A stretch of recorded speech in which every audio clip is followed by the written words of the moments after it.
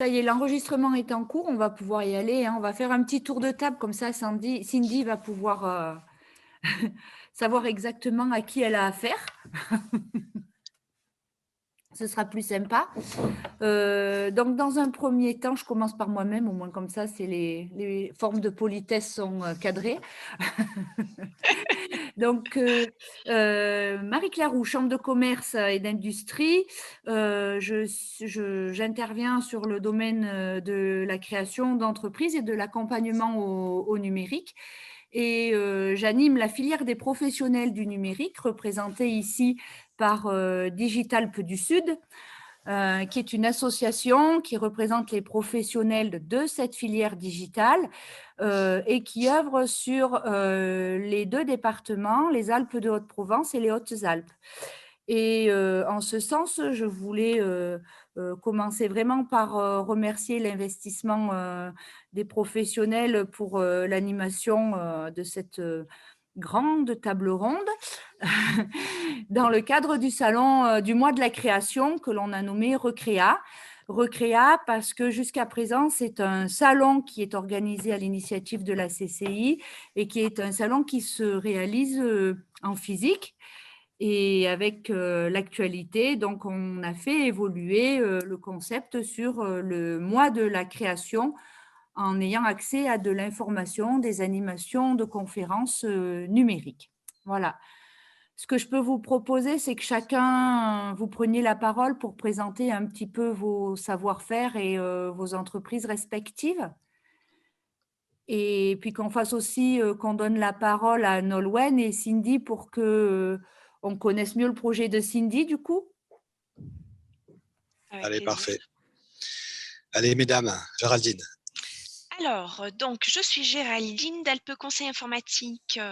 On est basé à Gap. Dès que vous avez besoin de quoi que ce soit sur du matériel informatique, on est là. Dès que vous avez besoin de quoi que ce soit en sécurité, on est là. Dès que vous avez besoin de quoi que ce soit en conseil sur du RGPD, en accompagnement, eh ben, tout simplement, on est là. Vous avez besoin de quoi que ce soit en informatique, si je peux pas, si mon équipe peut pas vous répondre à vos besoins, de toute façon, il y a Digitalp du Sud qui est là pour répondre à tous vos besoins. Allez, je prends la main derrière. Donc, Pascal Serre, moi je suis le gérant de l'agence Piment Rouge. 28 ans d'existence. On est une agence web, une agence de communication. Donc, depuis 28 ans, on gère tout ce qui est campagne de communication print et web. Sur Gap, on est spécialisé en site internet, application mobile et conseil marketing et e-marketing. Voilà. Allez, Arnaud. Je me lance. Donc, Arnaud, Organibox Solutions. Donc, moi, je suis basé sur le nord des Hautes-Alpes. Je fais du développement logiciel métier sur mesure, application web, site internet, réservation en ligne. Et puis, j'accompagne aussi un peu marketing, etc. Voilà. Léo. Alors, moi, j'aimais bien la présentation d'Arnaud et Pascal, mais j'aime vraiment celle de Géraldine, donc je vais reprendre la même chose. Donc, moi, je suis Léo de Dynamique. Donc, nous, on est une petite start-up basée dans les Alpes d'Haute-Provence à Digne-les-Bains. Et si vous avez besoin d'être plus présent en ligne, ben, on est là pour y répondre. Et au-delà de ça, en fait, on a développé une solution digitale pour promouvoir le commerce de proximité et pour promouvoir les entreprises locales dans sa globalité grâce au numérique. Donc, moi, j'interviens principalement sur des sujets de présence en ligne, réseaux sociaux, sites web, voilà, tous les sujets qui vont vous permettre de doper votre visibilité grâce au numérique. Et bonjour, bonjour Nolwenn Guillon. Moi, je suis la responsable de l'incubateur et de l'espace coworking de Gap depuis début mars. Là, je me connecte aussi parce que justement, nous, on a un partenariat digital, on a plein d'ateliers numériques. Moi, ça m'intéresse d'en savoir plus sur ce genre de sujet. Donc, moi, c'est plus pour avoir une vision générale et m'intéresser un peu à ce qui peut se passer et sur ces sujets-là que je participe au webinaire.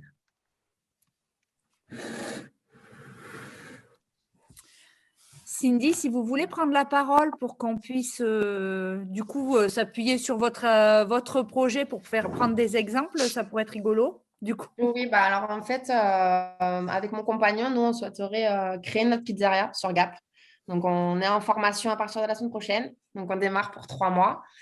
Et voilà, donc nous, c'est pas du tout un projet de reprise, c'est vraiment de la création pure. On veut être vraiment autonome du début jusqu'à la fin. Et je pense que le digital, ça peut jouer quelque chose d'intéressant, je pense, plus tard. Bon, pas dans l'immédiat, parce qu'effectivement, ça demandera quand même un certain budget, tout ce qui est livraison, etc. Mais je pense que ça peut nous donner une visibilité sur le moyen terme, en tout cas. Donc voilà, c'est pour ça que je participe au webinaire.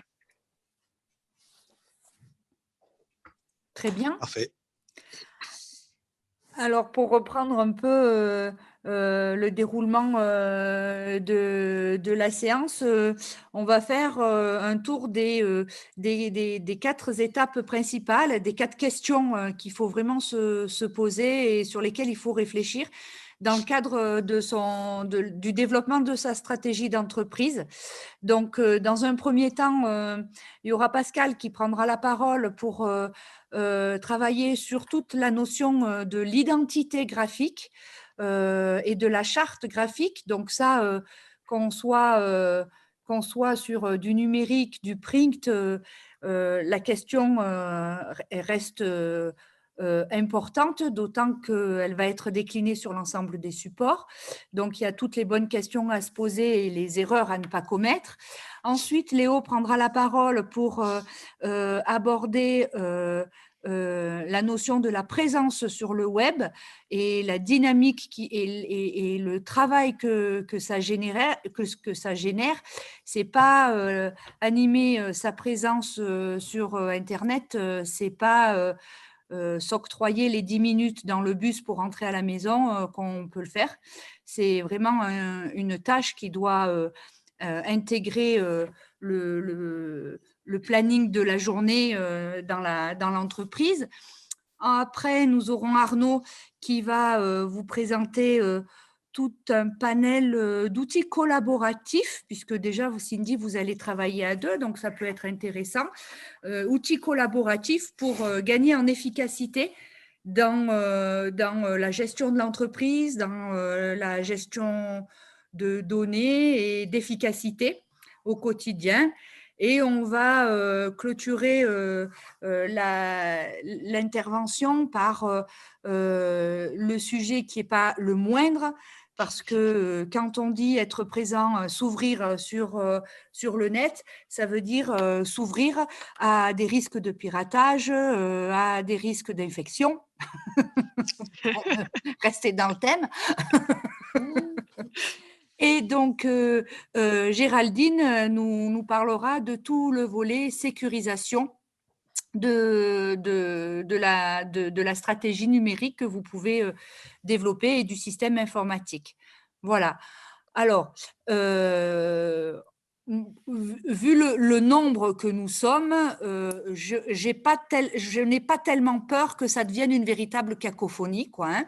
Donc, Cindy et Nolwenn, si vous souhaitez participer, poser les questions, activez les micros et faites-le directement en temps réel, quoi, hein. On ne va pas faire un temps de parole, questions-réponses à chaque fin d'intervention. Voilà, autant que ce soit interactif et que ce soit très efficace pour vous, Cindy, hein.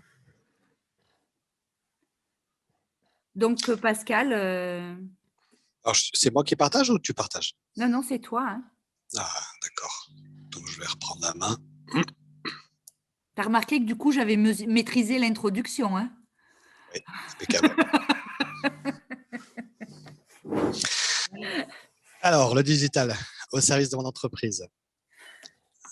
Donc, voilà les quatre entreprises, effectivement, qui vont vous parler dans ce webinaire. On reprend là les différents points. Donc, la cohérence de l'identité qu'on va attaquer de suite et après, on reprendra les autres points qu'a énoncé Marie-Claire. Alors, le digital est une révolution. Moi, je pense que non, ce n'est pas forcément une révolution maintenant, parce que ça existe depuis très longtemps. On est plus en fait en organisation. Donc, moi, je vais vous parler de tout ce qui est identité graphique. Donc, identité graphique, donc ça fait depuis 28 ans qu'on en fait. Donc, on a vu passer pas mal de choses. On dit que l'identité graphique, à la base, est vraiment, vraiment primordiale. Et la première image qu'on cherche à communiquer auprès de sa clientèle est vraiment celle qui va rester dans l'esprit des gens. Donc, c'est pour ça qu'à la base, il faut vraiment réfléchir.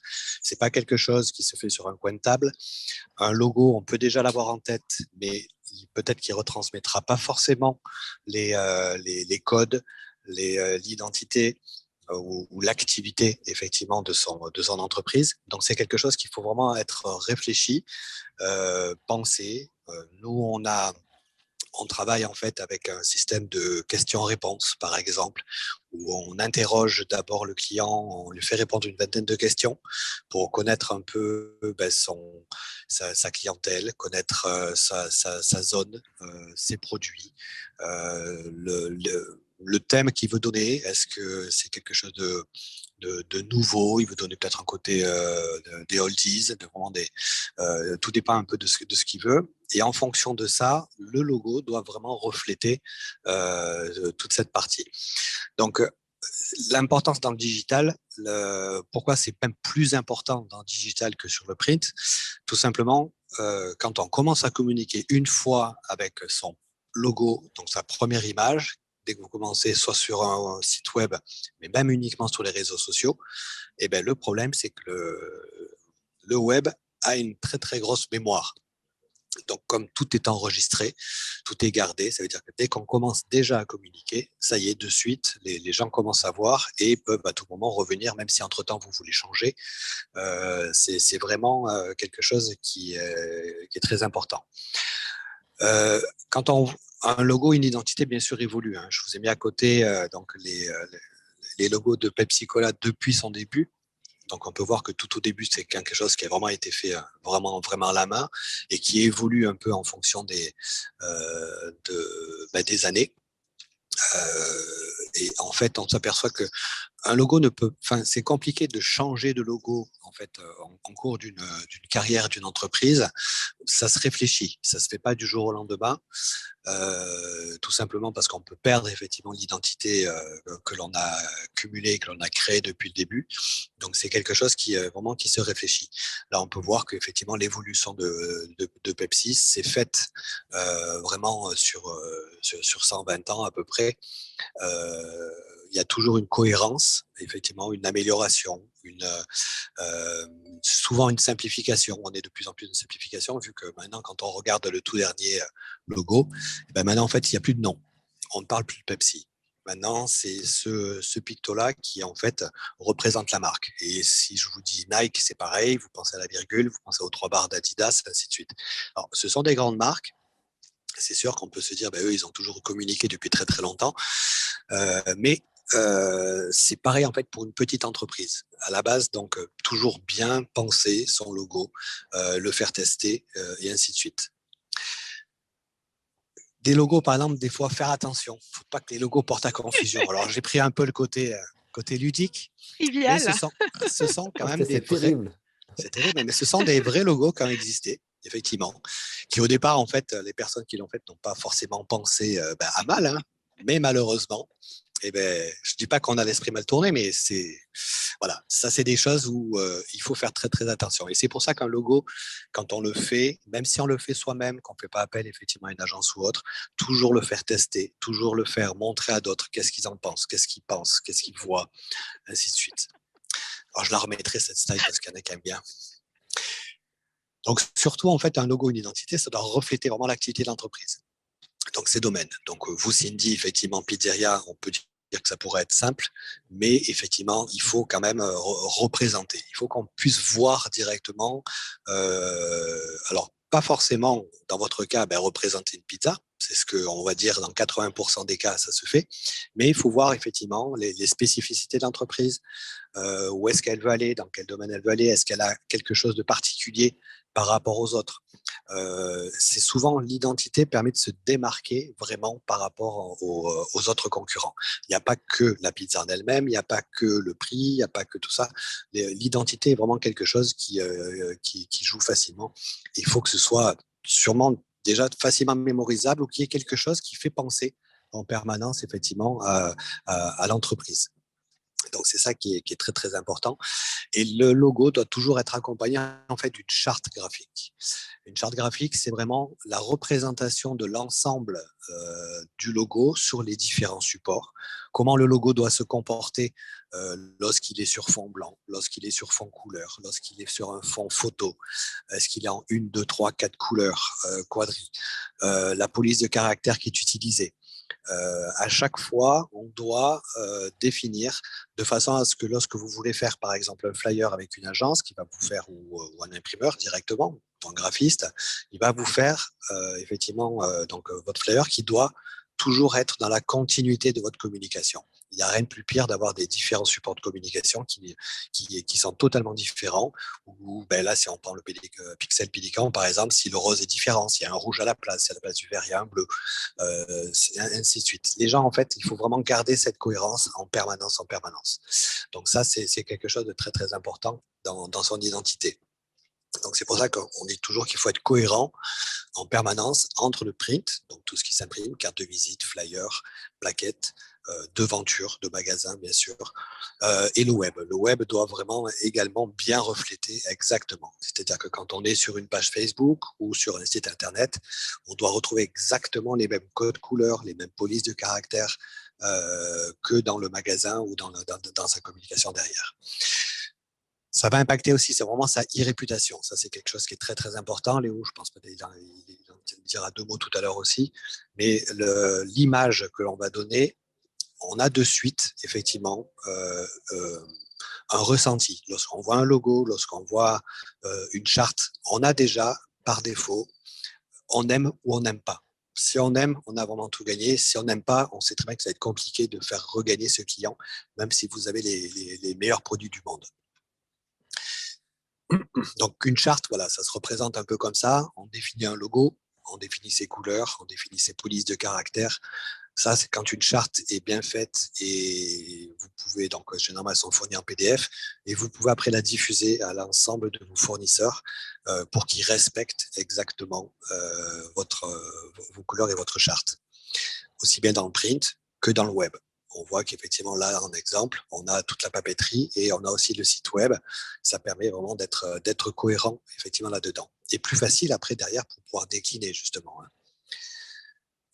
Voilà, donc après, bien sûr, sur tous les sites, s'il y a des applications et autres, ça doit être en permanence bien décliné. Donc voilà, c'est ce qui est important, effectivement, dans cette présentation. L'identité, bien la penser, bien y réfléchir, faire attention avant de publier, surtout dans les premiers temps, parce que ça coûte de l'argent après, effectivement, si on veut rechanger effectivement un logo. On n'y pense peut-être pas souvent. On voit même des grosses sociétés qui veulent changer de logo et d'identité, mais quand ils se rendent compte que, effectivement, il faut changer tous les panneaux, il faut changer toutes les devantures, il faut changer tous les cartes de visite, papier en tête, plaquettes et tout ça, et ça a un coût qui peut être effectivement assez important.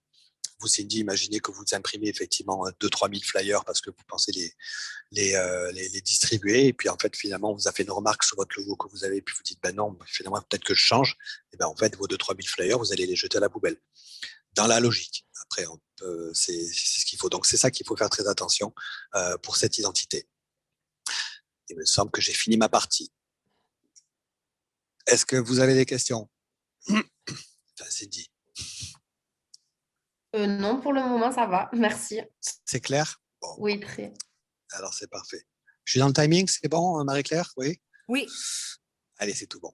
Léo? Il va falloir que je sois aussi dynamique, j'espère. Et confiance. Merci, Maître Jedi. Tu me diras quand il faut changer de slide. Okay. Du coup, Cindy, juste avant que je commence, aujourd'hui, alors 2 questions. Petit 1, votre maturité numérique, où vous la situez, et petit 2, votre manipulation, sans même forcément parler des sites web, mais au moins des réseaux sociaux, vous la situez comment? Est-ce que vous le gérez bien, pas très bien? Je maîtrise assez bien l'informatique, on va dire. Je n'ai pas trop de difficultés, en tout cas, particulières. Bon, cool. Cool, pourquoi? Parce que bon, la bonne nouvelle du digital, et c'est de plus en plus vrai, parce que les paradigmes sont en train de changer, c'est que ça devient de plus en plus accessible Alors, ça ne veut pas dire que c'est simple, mais en tout cas, les premiers outils, si vous avez déjà quelques connaissances, ça peut vous permettre de faire des choses qui sont plutôt bien, qui ne coûtent pas forcément très cher et qui sont plus qu'importantes, surtout quand on démarre. Moi, mon sujet d'aujourd'hui, c'est que globalement, vous pouvez avoir le plus beau site du monde, la plus belle identité visuelle, la plus belle volonté. Si vous n'êtes pas visible, c'est mort. Et ce qui était vrai dans le commerce ces dernières années l'est plus du tout aujourd'hui pour deux raisons. Il y a accessoirement une crise du Covid qui a quand même profondément changé l'état d'esprit de la façon dont comment consomment les gens l'information. Ça, c'est le premier point. Et le deuxième point, et les statistiques l'ont montré, et chose folle, par exemple, en février 2021, pour la première fois depuis l'existence de Google, la génération des 18-25 ans a boycotté le moteur de recherche Google au bénéfice des moteurs de recherche des réseaux sociaux. Donc, je ne sais pas si vous vous rendez compte, la mutation que l'on est en train de vivre aujourd'hui sur le fait que les gens ont profondément et radicalement changé la façon de consommer l'information. Donc, même si vous avez, entre guillemets, une activité traditionnelle, aussi noble soit-elle, ça ne veut pas dire pour autant que la façon dont comment vous allez faire du commerce et comment vous allez faire pour être visible doit être exactement la même que ce qu'on pouvait faire il y a 5, 10 ans, il y a même un an en réalité. Et typiquement, parce que alors, moi aujourd'hui, j'accompagne un peu plus de 300 commerces de proximité justement à être plus visibles. Et très souvent, ils me disent ouais, mais j'ai le bouche à oreille. Alors, c'est vrai, sauf que ça dépend de la bouche et ça dépend de l'oreille. Il faut être toujours vigilant dans ça. Et mon sujet, c'est ne négligez surtout pas votre présence en ligne, quel que soit le canal de communication que vous allez employer et quels que soient les budgets que vous allez pouvoir y consacrer. Donc, dans la présence en ligne, vous allez avoir globalement plein de sujets, entre autres à minima, les réseaux sociaux et les sites web, mais dans la présence en ligne, il faut aussi retenir compte de tout ce qui est la visibilité, c'est-à-dire globalement votre réputation. Tout à l'heure, il en parlait rapidement, Pascal. Comment les gens vous voient aujourd'hui ou comment la communauté vous perçoit sur Internet. Et d'ailleurs, ça peut être très différent les perceptions peuvent être assez différentes entre comment vous êtes vu aujourd'hui sur Internet et comment on vous voit en physique, dans le bien comme dans le moins bien. Et le point le plus important, c'est d'interagir de manière la plus dynamique et la plus réactive avec sa communauté, parce qu'aujourd'hui, les gens ont perdu ce qu'on appelait à l'époque la notion de patience. Et donc, vous, aujourd'hui, il va falloir impérativement que vous soyez ultra réactive et ultra bienveillante sur les propos que vous allez pouvoir tenir, sur votre volonté à accompagner votre communauté ou en tout cas à faire découvrir votre commerce à votre communauté. Alors, vous imaginez bien qu'en 10 minutes, on ne peut pas tout aborder, ce n'est pas possible. Donc, j'ai essayé du coup en quelques slides de centraliser les points principaux aujourd'hui, les bonnes pratiques qu'il faut mener.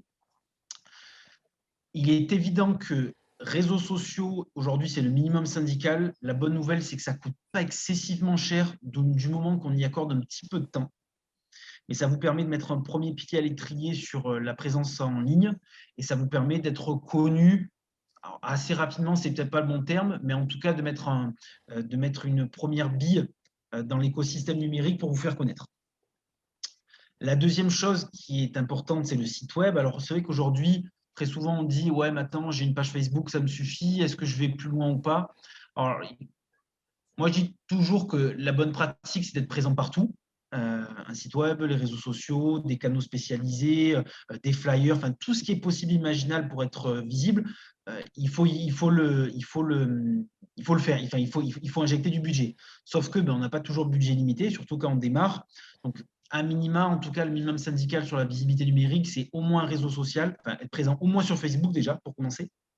Et idéalement, d'avoir un site web, alors pas forcément quelque chose de très compliqué, mais quelque chose qui va être propre à vous, avec votre propre identité visuelle et sur lesquels les gens vont être capables d'aller rapidement trouver de l'information. Je pense notamment à un menu, je pense notamment à une carte, peut-être même payer en ligne si pour vous c'est une simplicité, bien que ce n'est pas toujours hyper évident. Mais en tout cas, que les gens puissent facilement trouver l'information. Et moi, aujourd'hui, c'est ce que je reproche à mes clients commerçants, c'est que quand j'ai besoin de trouver un menu, je galère. Quand j'ai besoin, hier, typiquement, on a fait une session burger d'équipe. On était mine de rien quand même 15, enfin 12. à trouver le menu complet du commerçant, mais ce n'est pas hyper évident. À jour, hein, j'entends bien à jour. Donc, ce qu'il faut que vous vous gardiez à l'esprit de manière générale, c'est que petit 1, il faut que je sois présent sur les réseaux sociaux. Petit 2, si j'ai un peu de budget, faire un site web, c'est cool. Et là, vous allez voir, tout à l'heure, je vais vous présenter quelques outils où il n'y a pas forcément besoin d'y consacrer énormément de budget. Sauf si pour vous, c'est une volonté de vraiment avoir quelque chose d'ultra structuré, ultra professionnel, auquel cas, bien entendu, ça demande un budget un peu plus conséquent. Mais vous pouvez commencer à mettre un premier pied à l'étrier pour pas excessivement cher. Mais dans tous les cas, ce que vous allez devoir accorder à minima, c'est du temps. Moi, je dis à minima 1 heure par jour pour bien gérer les choses. Quand vous commencez, vous êtes plutôt à 2-3 heures par jour. Là, la bonne nouvelle pour vous, c'est que vous n'avez pas encore commencé, donc ça vous laisse le temps de planifier votre temps et votre planning, en l'occurrence votre planning éditorial pour les prochaines communications que vous pourrez faire une fois que vous serez lancé. Mais de manière générale, en régime, on va dire en régime permanent, il faut bien que vous vous accordiez à minima 1 heure par jour pour être dans les clous. Pascal, tout à l'heure, en parlait, c'est pour vous différencier, il vous faut impérativement avoir votre propre identité visuelle. C'est vrai sur la version papier, c'est d'autant plus vrai sur la version numérique. Pourquoi? Parce que dans la version numérique, le problème, c'est que vous êtes confronté à plein d'autres concurrents. Et donc, si à un moment donné, vous n'avez pas votre propre version à vous, votre propre identité, du coup, ça devient compliqué de vous différencier. Et ensuite, les autres sujets, c'est bien entendu communiquer par tous les supports imaginables possibles, sites web, réseaux sociaux, newsletters et toutes les autres choses qu'on pourra aborder éventuellement dans un second temps. Si Pascal, tu peux avancer comme le temps avance. Et donc voilà, j'avais juste envie de vous donner quand même quelques indicateurs dont vous avez peut-être conscience. Mais aujourd'hui, donc on est à peu près 66 millions en France. Vous avez 2 Français sur 3 qui utilisent quotidiennement Internet, que ce soit sur son smartphone ou que ce soit sur son ordinateur. Donc là, déjà, si vous vous rendez compte à quel point Internet a une force de frappe aujourd'hui incroyable. Et sur ces 42 millions, vous en avez 35 millions, vous en avez 3/4 qui consultent quotidiennement les réseaux sociaux, principalement Facebook qui est l'acteur principal, mais aussi Instagram, aussi TikTok, aussi un tout petit peu Twitter. Donc voilà, mon sujet, c'est vraiment de surtout pas négliger les réseaux sociaux parce qu'aujourd'hui, c'est le canal d'information principal que l'on utilise pour justement aller chercher l'actualité. On passe un peu plus de 2 heures sur son smartphone, en l'occurrence 1h36 sur les réseaux sociaux. Donc voilà, mon sujet, c'est ne négligez surtout pas le web parce que ça peut être un vrai canal de trafic et un vrai canal de notoriété sur lesquels vous pouvez en plus accélérer votre développement. Et pour terminer, comme ça, il me reste, si je ne me trompe pas, 2 minutes, si Marie-Claire me confirme. Si tu peux, Pascal, du coup, tu peux passer la slide à côté. C'est pas que je t'écoute pas, c'est que j'arrivais pas à activer mon micro. Tu connais mon agilité. Tu as 3 minutes, même si tu veux. Hein. Prends, respire. Comme on n'est pas débordé par les questions de Cindy, ça va.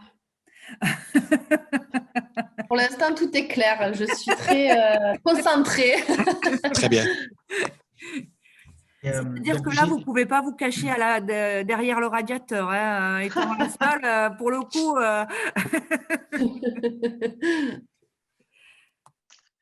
J'ai donc essayé dans cette slide de vous regrouper quelques outils nécessaires pour bien démarrer. Parce que très souvent, moi, j'en discute avec un peu tous les clients que qu'on accompagne, ils me disent « Léo, je ne sais pas trop quel outil utiliser, je ne sais pas quel budget il faut consacrer, je ne sais pas quel temps il faut consacrer à cette tâche-là. » Donc voilà, il n'y a rien d'exhaustif. J'ai juste essayé de vous donner les outils principaux qu'il faut savoir être capable d'utiliser et le temps avec un budget associé que vous pouvez commencer à imaginer dans votre dans votre business plan de demain. Donc, le premier point, c'est pour gérer vos réseaux sociaux, il faut compter aujourd'hui 1 heure de votre temps, entre 30 et 60 minutes par jour. Et vous avez 2 possibilités. Soit vous gérez réseau social par réseau social. Par exemple, imaginons que demain, votre pizzeria, elle a une page Facebook, elle a un compte Instagram. Soit vous faites l'effort d'utiliser réseau social par réseau social. Soit sinon, vous dites, allez, je suis plutôt une flemmarde et j'ai envie d'avoir un outil qui me permet de regrouper tous mes outils en un. Et là, dans ce cas-là, vous avez pas mal d'outils qui sont sympas. Vous avez Buffer, qui est assez cool et pas très cher. Vous avez une première version qui est gratuite et la version d'après qui fait pas mal de choses, coûte 15 € par mois. Vous avez notre outil Made in France qui s'appelle Swello, qui est une boîte du côté de Toulon, donc en plus pas excessivement loin de chez nous, qui fait exactement la même chose que Buffer, mais en mode Made in France, le Made in coq français. Mais qui fait exactement la même chose, c'est voilà, gérer les réseaux sociaux tout en un. Donc là, ça vous fait vraiment gagner beaucoup de temps. En gros, vous faites une rédaction de contenu et vous la diffusez sur Facebook, Instagram, Twitter, tout en même temps. Comme ça vous permet de gérer plus facilement votre communication. Vous avez après la gestion des commentaires. Alors ça, c'est un point qui est ultra sensible et c'est malheureusement c'est là où le bas blesse très souvent chez les commerçants, c'est qu'ils ne font pas attention aux commentaires ou aux avis qu'on leur laisse. Moi, mon point de vue, il y en a deux. Petit 1, c'est un point de vue lié à la politesse. Si on fait l'effort de vous laisser un commentaire, le minimum syndical, c'est d'y répondre. Qu'il soit positif ou négatif, le minimum syndical, c'est d'y répondre. S'il est positif, un merci fera toujours du bien et confortera d'ailleurs les prochaines personnes qui vont laisser un commentaire ou un avis à le mettre d'autant plus en disant c'est cool, elle me répond. Et le point, dans le cas où le commentaire ou l'avis est négatif, c'est souffler un bon coup. Ça fait toujours du mal de prendre un tir, sachant que vous allez bosser demain sans doute 8, 9, 10, 12 heures par jour pour mener à bien votre mission entrepreneuriale et de gérer du coup vos futures dizaines et centaines de commandes.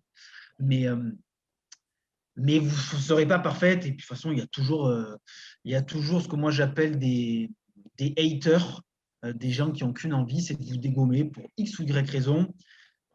Le sujet modération, il est très simple. Petit 1, quand vous avez un commentaire, si vous êtes mal luné, ne répondez pas. Si vous avez un mauvais avis, si vous êtes mal luné, ne répondez pas dans l'immédiat. Prenez le temps de le digérer.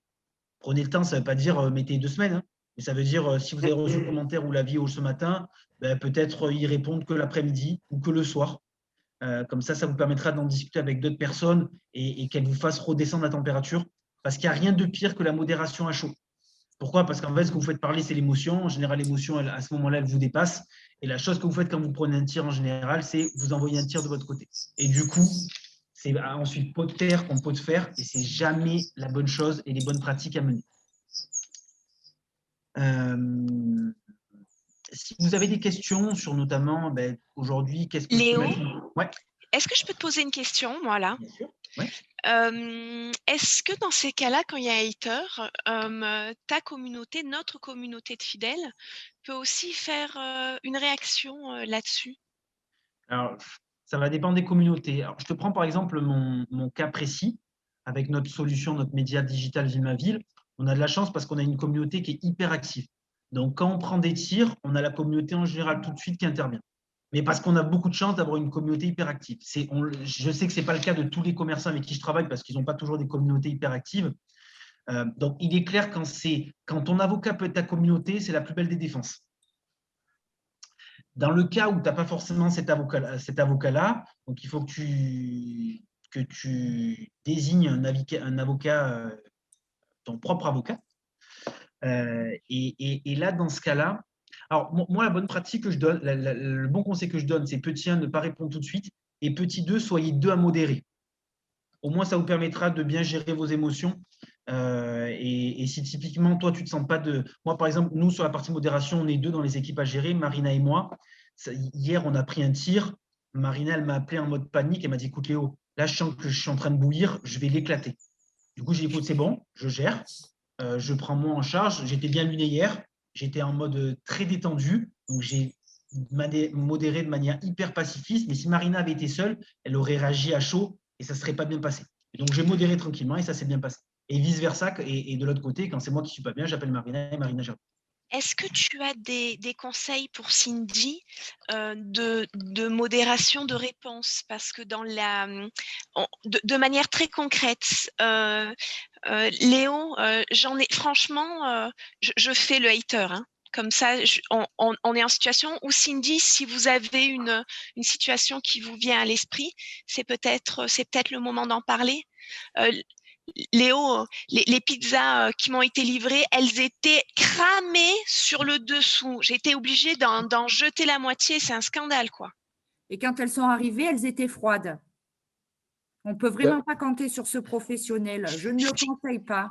Et en plus, elle a évité l'ananas. Remettez le micro. J'ai vu que vous aviez enlevé le micro.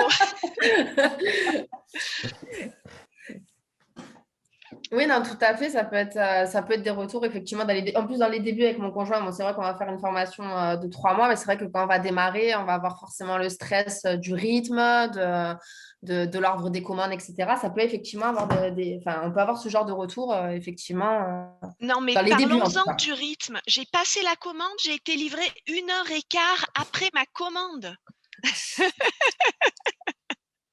Léo, réponds. Je sais pas.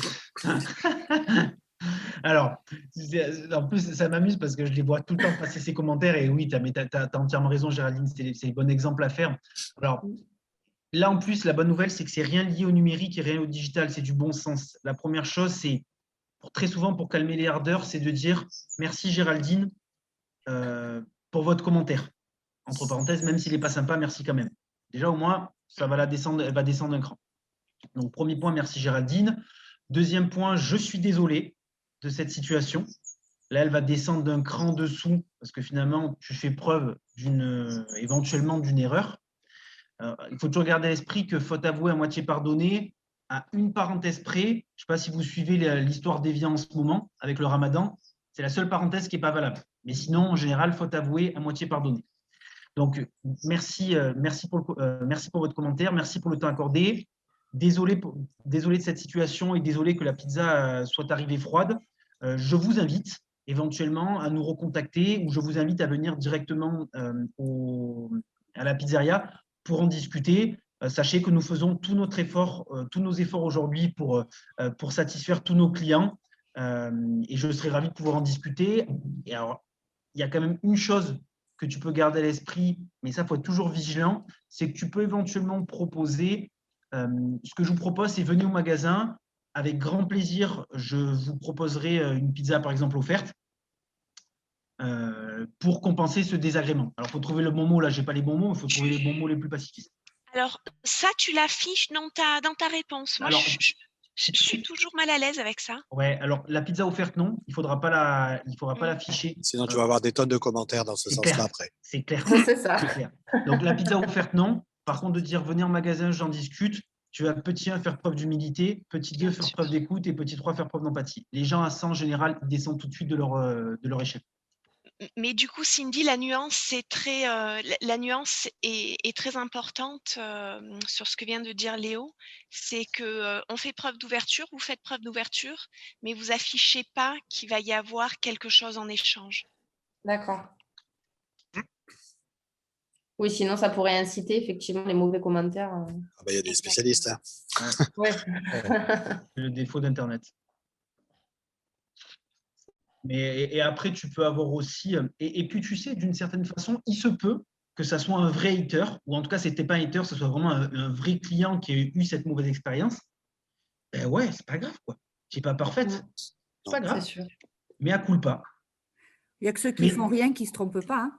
Et puis, c'est du bon sens commerce, hein. Ce n'est pas du bon sens digital, ça. Hein. Du bon sens commerce, on le sait. Hein. Et d'ailleurs, si on fait appel à tes services à toi, Cindy, c'est pour ce côté authentique.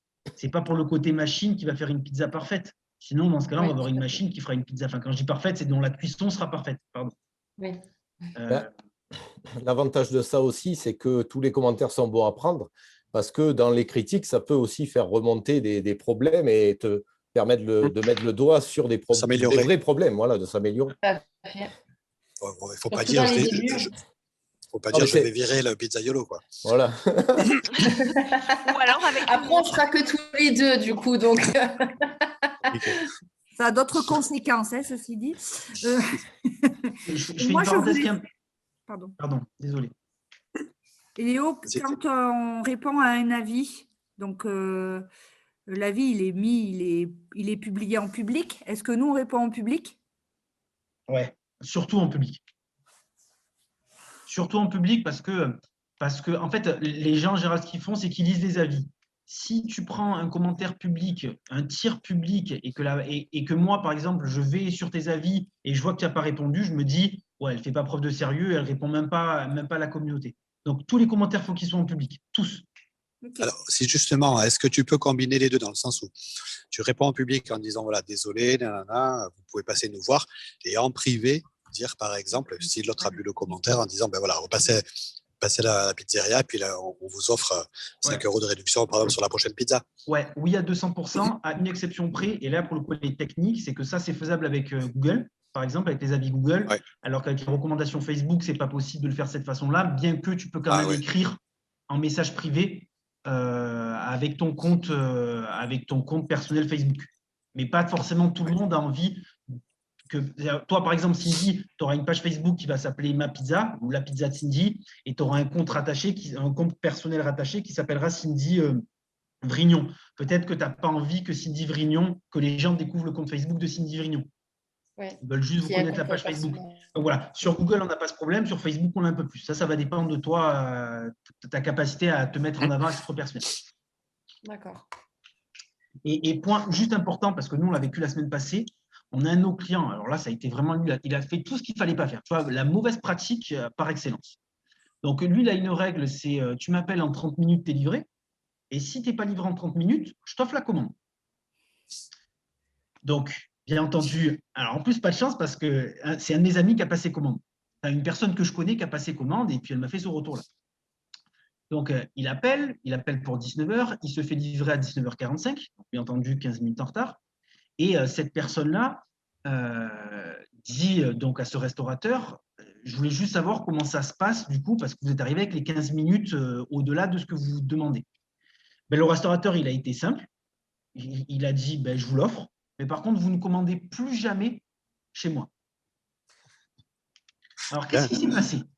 Bon, le restaurateur n'a pas été très bon commerçant. À la limite, bon, mauvaise publicité. Il a quand même respecté le deal. Il a quand même respecté le deal de je vous offre la pub. Mais qu'est-ce qui s'est passé par la suite? La personne qui a pris finalement ce revers un peu violent, en mode c'est pire qu'en boîte de nuit, là. Je te refuse. Ça a été un leader, tu ne peux plus commander chez moi. C'est un refus, c'est horrible, quoi, en termes de. C'est hyper violent.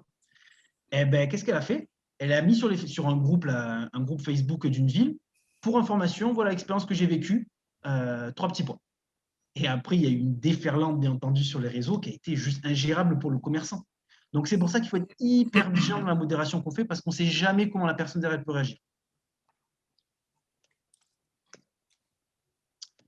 Très bien. Dernier point, comme ça, j'aborde sur les autres sujets. Donc, ouais, alors voilà, j'aborderai juste la colonne de droite, je ne l'aborderai pas, j'aborde juste sur le côté colonne de gauche. Il se peut que vous ayez des questions, Cindy, sur un peu la suite digitale que vous pouvez mener. Ne négligez surtout pas les services que peut vous porter la CCI comme première approche et comme premier audit digital, et aussi l'association Digital Peu du Sud qui est née pour ça, pour accompagner justement les entrepreneurs à mieux appréhender les outils numériques. Merci Léo. C'est noté. Je ne suis pas intervenant de la CCI, je tiens à le dire, donc je n'ai pas de chèque en plus parce que j'ai promu la CCI. Ni à Digital. Ni Digital d'ailleurs. Si, tu fais partie du bureau, mais bon. J'ai pas de chèque en plus. Tu payes ta cotisation. C'est lui qui le donne. Alors. Eh bien, à moi, du coup. C'est Arnaud. Voilà. Arnaud. Alors, maintenant que Léo il vous a annoncé que vous avez 1 heure de plus de boulot par jour, moi, je vais vous faire gagner 1 heure par jour. Donc, on remet la balle au centre, alors. Voilà, le monde est bien fait. Donc, pour rebondir sur ce qu'il disait en introduction, effectivement, moi, je dirais la même chose. On est à une époque où il y a plein d'outils numériques puissants qui sont aussi faciles à utiliser avec généralement des offres gratuites.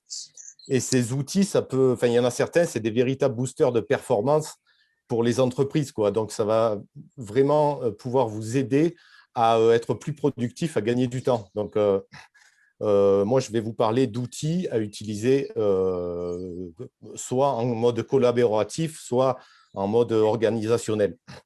Donc, je vais commencer par citer les 5 principaux avantages. Bon, il y en a d'autres, hein, mais ce que je pense être les 5 principaux avantages à utiliser des outils numériques et collaboratifs. Alors, premièrement, ça va vous permettre de prioriser et organiser vos tâches ou celles de plusieurs personnes parce que dans votre cas, vous êtes 2. Donc, vous allez, quand vous montez des projets, bon, alors au-delà de limiter les réunions, des coups de fil, etc., vous allez pouvoir suivre l'avancement de projet en quelques secondes avec certains outils gratuits et de manière très visuelle. Donc, ça peut vous faire gagner du temps sur la gestion de projet. Deuxièmement, ça simplifie le travail à distance. Donc, on peut faire des réunions depuis des endroits différents comme aujourd'hui. Par exemple, vous allez pas forcément avoir besoin de faire ça avec des clients, mais avec des prestataires, par exemple votre graphiste, votre webmaster ou d'autres prestataires. Si vous n'avez pas à vous déplacer, etc., ça peut vous faire gagner du temps.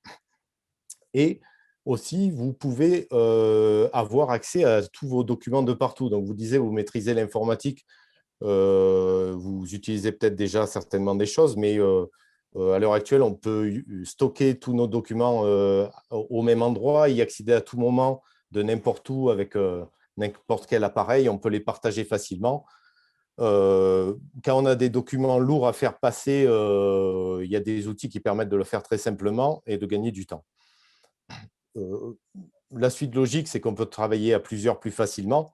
On peut éviter de s'envoyer X fois le même document suite à des corrections. Et on peut aussi échanger en direct et plus devoir attendre les mails qui mettent plus longtemps à arriver. D'ailleurs, en parlant de mails, bon, ça, c'est le pire, ce qu'il y a de pire pour perdre du temps. Donc, ça peut aussi permettre de limiter le nombre de mails qu'on va recevoir, quoi, hein.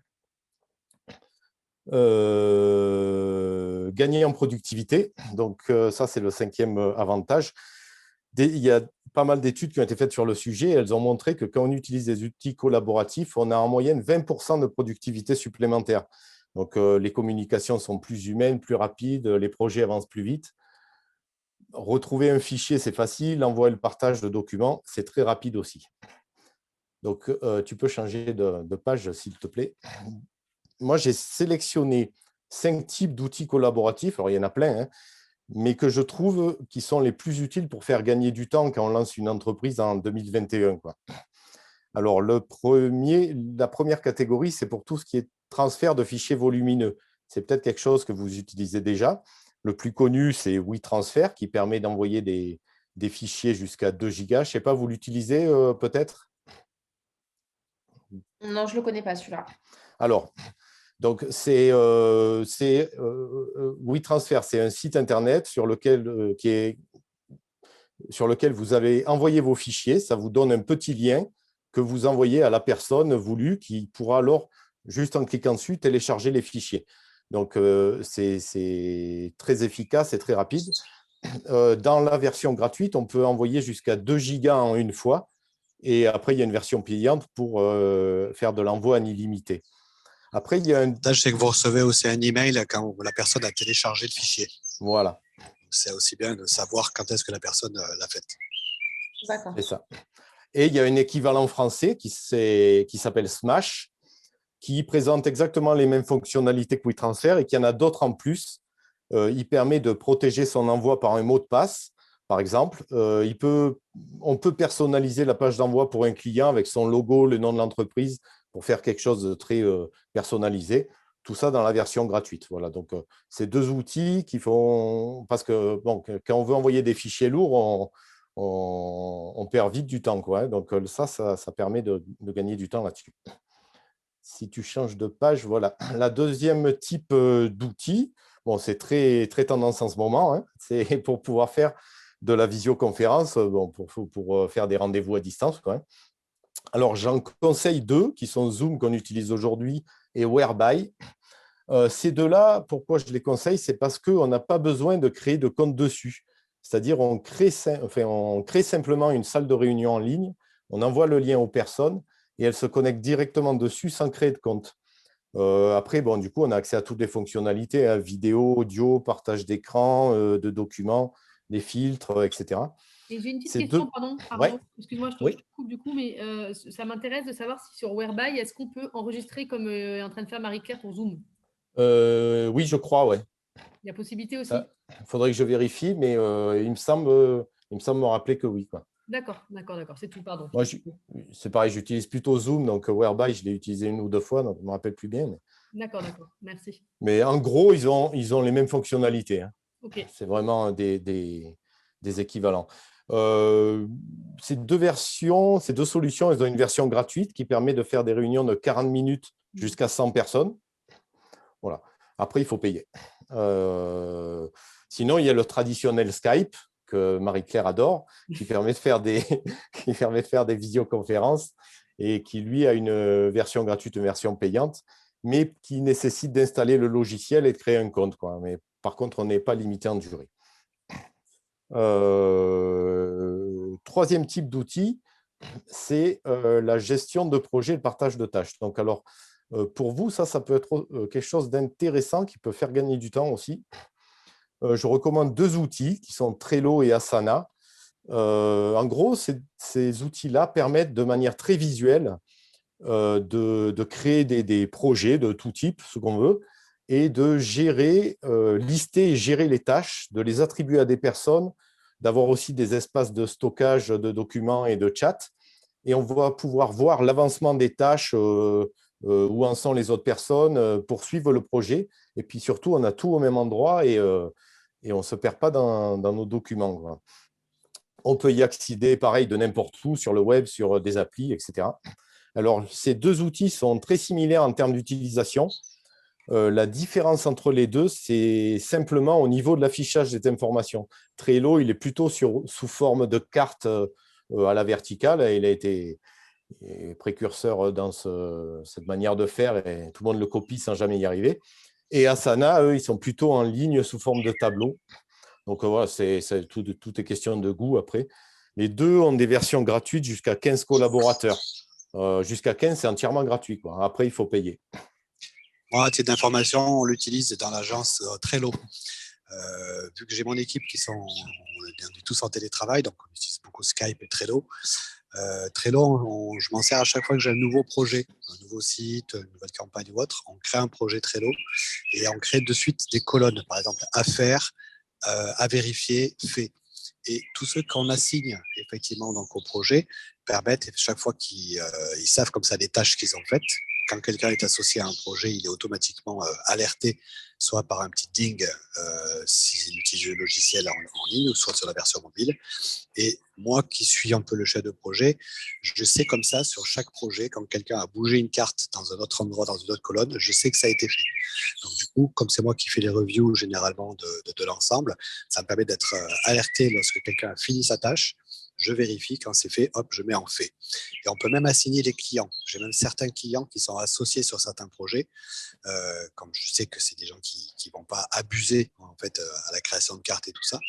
Mais comme ça, des fois, ça les rassure. Donc, ça, ils savent exactement quand est-ce qu'une tâche va être faite, quand est-ce que il y a pas mal de possibilités dessus. Est-ce qu'on peut mettre en urgent, pas urgent, ainsi de suite. Donc, c'est vraiment quelque chose qui est très bien. Vous, dans votre cas, ça peut très bien être dans la gestion des produits. À des moments, faire une liste, par exemple, de produits manquants. Vous savez que vous allez, à partir de telle date, il va falloir commander tel produit, ainsi de suite. C'est des choses à voir comment on pourrait l'associer comme ça à votre activité. Mais l'avantage, c'est ça, c'est que ça se gère très facilement sur téléphone. Vraiment, on le lance, on crée une carte tout de suite, et tous ceux qui sont assignés là sont au courant. Et après, à vous de les gérer quand vous avez un peu de temps, de pouvoir faire un peu tout ça. Mais vraiment, c'est des outils, pour moi maintenant, ce serait difficile de m'en passer. Alors, en interne à l'entreprise, ça peut être déjà en amont pour tout ce qui est tâches administratives par rapport à la création. Enfin, dès qu'on a des tâches, on peut les diviser en petits projets et ça facilite vraiment, ça fait gagner du temps. Et ça peut être aussi, par exemple, avec des prestataires. Hein, quand vous allez faire, par exemple, le site Internet ou la brochure, les flyers, ça peut être des choses qui peuvent être partagées avec les prestataires. Ce n'est pas limité à l'équipe en interne. Et pour rebondir sur ce que disait Pascal, tous ces outils-là, effectivement, ils sont très faciles à utiliser. Alors, il y a toujours un petit temps d'adaptation pour découvrir l'outil, mais en fait, il se réduit à un temps assez limité et on les prend assez vite en main, quoi. Particulièrement ces 2 outils-là, quoi. Moi, j'ai même un projet pense-bête. Dès que je pense à quelque chose, je crée une carte. Ça me permet aussi voilà, de suite réagir et en 10 secondes, j'ai créé ma carte, quoi, tout simplement. Si tu passes à la suivante. Alors, 4e type d'outils collaboratifs. Donc, on ne peut pas éviter les 2 géants Google et Microsoft qui proposent des outils extrêmement performants. Office 365 et Google Suite, ça, vous connaissez peut-être déjà. Si vous avez un Gmail, ça va vous permettre de stocker vos documents dans un espace cloud qui vous est dédié. Je parlais d'Office 365 en premier. Donc, vous avez un espace de stockage dédié dans lequel vous allez pouvoir travailler sur Word, Excel, PowerPoint et tous les outils de Microsoft. vos documents seront toujours là, ce qui fait que vous pouvez travailler de n'importe où, avec n'importe quel appareil, puisque ces outils marchent sur tablette, sur téléphone ou sur ordinateur. Et avec Office 365, vous avez également un outil qui s'appelle Teams, que je n'ai pas cité tout à l'heure quand je parlais de Zoom, Whereby et Skype. Ça permet de faire de la visio, de travailler à plusieurs, de parler en équipe, etc. Et même de faire du réseau social d'entreprise. Donc, Office 365, c'est une suite extrêmement performante qui est payante, par contre. Il n'y a pas de version gratuite. Par contre, pour le prix qu'il demande, c'est quelque chose d'extrêmement sophistiqué. Mais c'est très orienté entreprise ayant plusieurs collaborateurs. C'est dans ce cas-là que la solution exprime toute sa puissance, quoi. Un équivalent sans lettres, c'est Google Suite, qui est un peu moins complet. Lui, il va permettre le stockage en ligne dans Google Drive des documents et il facilite aussi le travail collaboratif grâce à des équivalents de Word, Excel et PowerPoint. Donc là, on va pouvoir partager en un clic les documents, travailler tous ensemble dessus, même sur un même document, pour faire du brainstorming, même à distance, sur un document ou travailler une version, par exemple, d'un flyer. Là, il y a une version gratuite qui permet de stocker jusqu'à 15 gigas de fichiers et on a toutes les fonctionnalités complètes de travail collaboratif gratuitement et facilement. En fait, il suffit juste d'avoir une adresse Gmail. Les versions payantes qui existent, ça sert juste à avoir du stockage en plus et puis il y a quelques fonctionnalités qui se rajoutent, quoi. Est-ce que vous utilisez déjà ce genre de choses? Oui, j'ai beaucoup utilisé Teams dans mon ancien emploi, donc je suis assez à l'aise D'accord. avec tout ça. Moi, je recommande vraiment d'utiliser ce stockage cloud pour tout ce qui est documents parce que, d'une part, ça va aussi les sauvegarder. Hein, si vous avez un problème sur l'ordi, ils sont sauvegardés là. Et puis, vous pouvez y accéder de n'importe où. Par exemple, si vous et votre mari, vous n'êtes pas au même endroit, mais vous avez besoin du document, il n'y a pas besoin de se l'envoyer, etc., quoi. Tout le monde peut y accéder facilement, quoi. Alors, moi, si je rajoute un truc, nous, on utilise professionnellement Dropbox au niveau du stockage. Pourquoi? Parce que donc déjà, je peux stocker effectivement jusqu'à 2 Tera. Bon, j'ai pris une version payante, c'est normal, mais je peux stocker vraiment tout ce que je veux dessus. Et je peux sélectionner, dire qu'est-ce que je veux qui soit permanent sur mon ordinateur.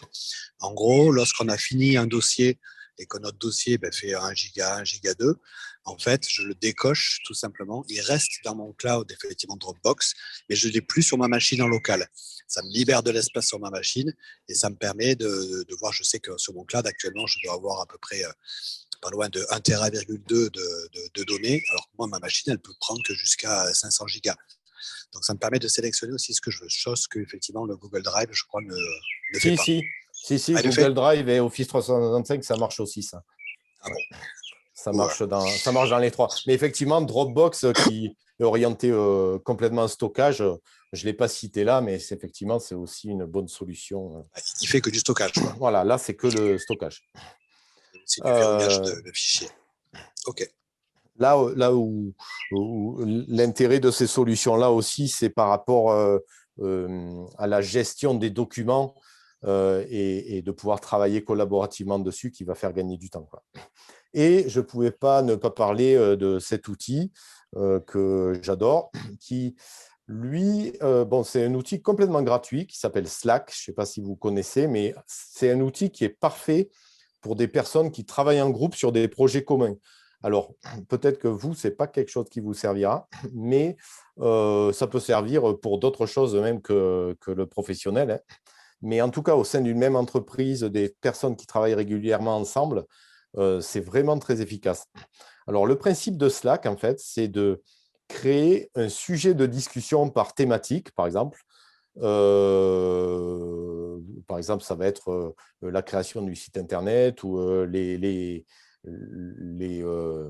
pizzas lesquelles je vais faire. Et de pouvoir converser en ligne à plusieurs au sein de ce sujet. On va pouvoir… la force de Slack, c'est… Teams, c'est un peu pareil, mais dans Office 365, en fait, il ferme un peu l'écosystème, à l'écosystème Microsoft, quoi. C'est-à-dire, on va pouvoir utiliser tous les outils Microsoft, mais uniquement cela. Dans Slack, on va pouvoir importer de nombreuses applications. Il y en a plus d'une centaine, et toutes celles qu'on a vues avant, par exemple, ça marche. Et en gros, dans le fil de discussion, on va pouvoir en un clic partager des documents qui viennent de Google Drive, de Office, de Dropbox, les partager aux personnes concernées, travailler dessus à plusieurs. On peut lancer une visio qui va se créer toute seule et inviter les gens du groupe juste en un clic. Et surtout, on va vraiment dramatiquement diminuer le nombre de mails qu'on échange. Et en plus, tout le monde pourra tout retrouver facilement. Il n'y aura plus à chercher dans les mails, dans les fichiers, etc. Et l'avantage de Slack par rapport à Teams, par exemple, c'est que on peut travailler dessus même avec des personnes externes à l'entreprise, alors que Teams, c'est dédié sur un nom de domaine, donc ça va être que les collaborateurs qui vont pouvoir discuter. Voilà. Alors, il y a beaucoup d'autres outils très utiles dont j'aurais pu parler, mais ceux-ci, c'est à mon sens ceux qui permettent le plus de gagner en productivité au début quand on lance une entreprise. Voilà, donc je suis allé vite, mais après, si vous avez d'autres questions, on pourra voir ça. Ou sinon, je passe la main à Géraldine. Sur Slack, il faut créer son compte, hein, Arnaud. Ouais, en fait, tu crées. En fait, tu t'inscris avec un email, quoi. Voilà. Et après, tu peux participer à différents sujets de discussion, groupe, Slack, même avec d'autres entreprises. L'avantage, effectivement, c'est des combinaisons avec les autres logiciels. Je sais que, par exemple, on utilise beaucoup, nous, une extension de Chrome ou de Firefox qui s'appelle Awesome Screenshot. Ça permet de faire une capture d'écran et de faire des annotations sur une capture. Et en un clic, effectivement, on peut l'envoyer directement sur Slack ou nous sur Trello, dans une conversation particulière. Et comme ça, on n'a pas besoin d'aller le copier, d'aller créer. Ça crée automatiquement les fiches qu'il faut. Donc pour nous, on l'utilise beaucoup, ça aussi, ce principe. Géraldine. Allez, c'est parti. Cindy, on va finir par la partie la plus sexy, la partie sécurité. Sécurité de vos données et conformité au niveau de vos données et du stockage. Alors, vous allez me dire, Géraldine, pourquoi assurer la sécurité de vos données? Tout simplement parce qu'aujourd'hui, tout est donné. Nos activités personnelles et professionnelles sont complètement dépendantes de nos systèmes d'information. Et à contrario, les attaques sont nombreuses et en croissance. Chaque année, c'est vraiment impressionnant. Un virus, on dit qu'un nouveau virus apparaît toutes les 15 secondes. En 2017, on avait dénombré plus d'1 milliard d'attaques informatiques.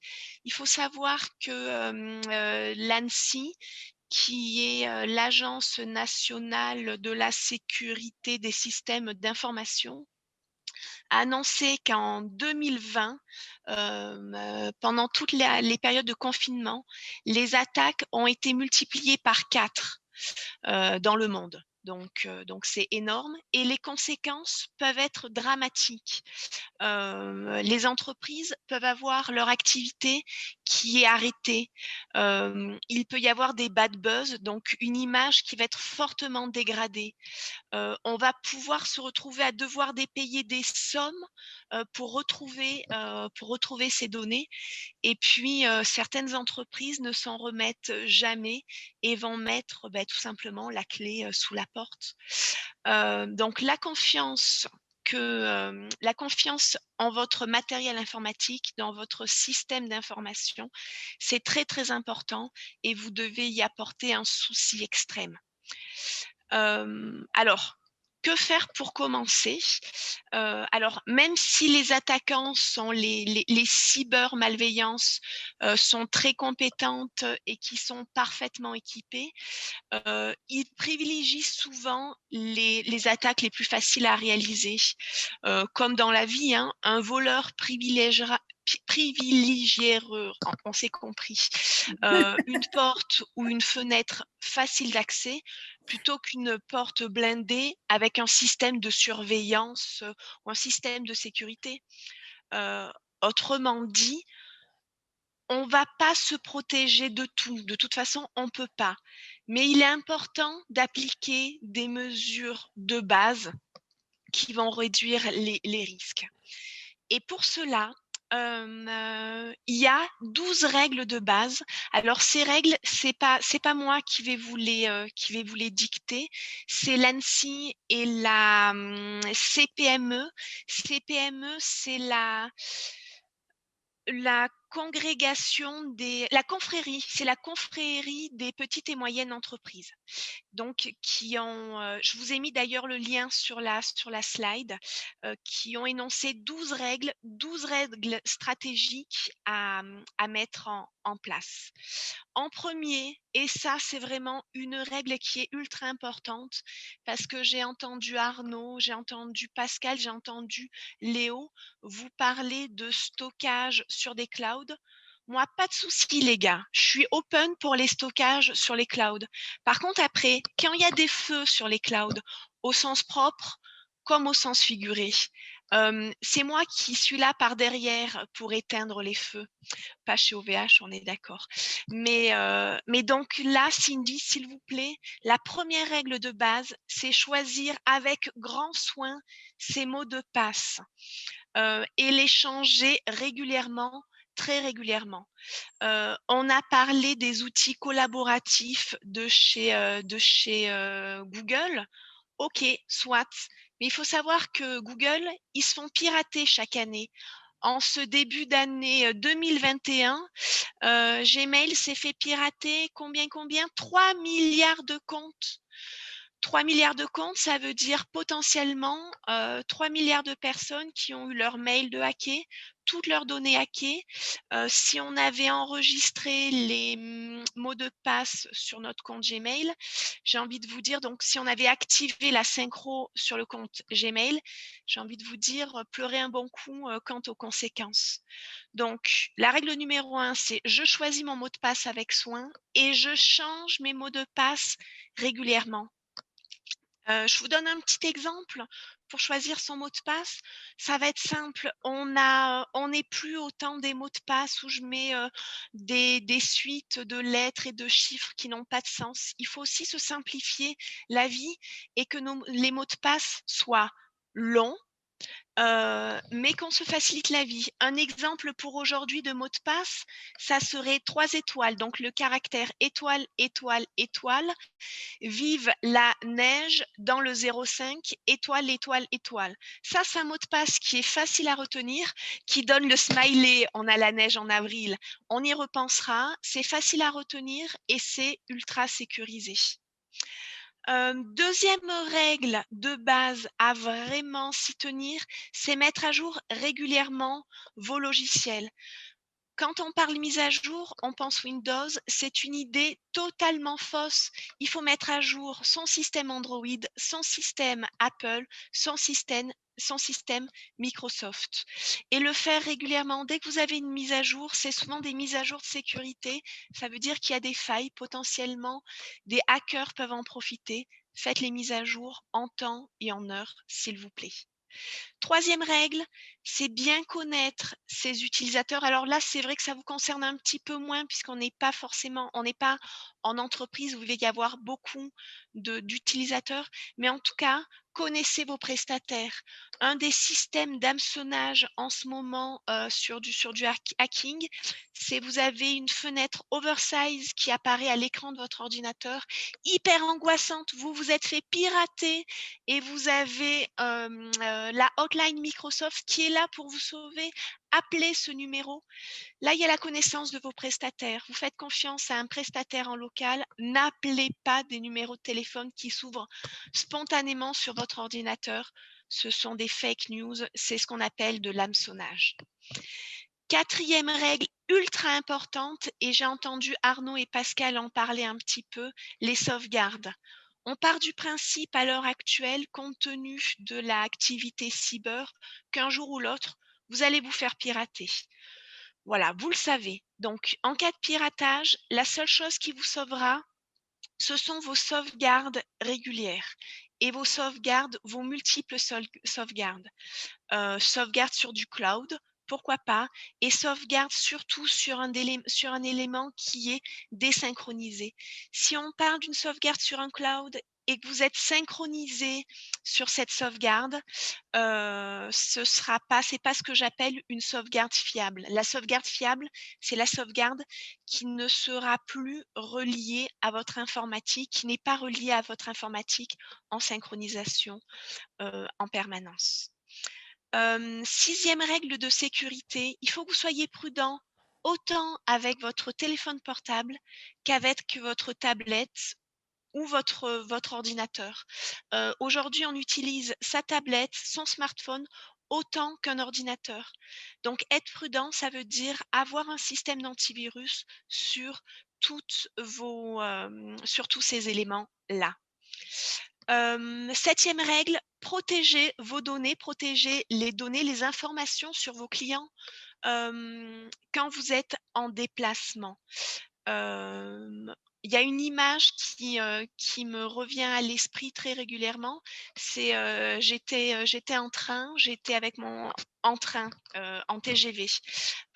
J'étais avec mon ordinateur portable à répondre mes mails professionnels et mon voisin de droite, il check, il regarde mes emails.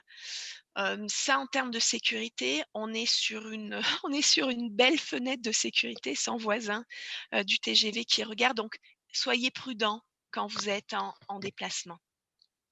Et soyez prudents aussi lors de l'usage de votre messagerie. Beaucoup d'hameçonnages arrivent via la messagerie.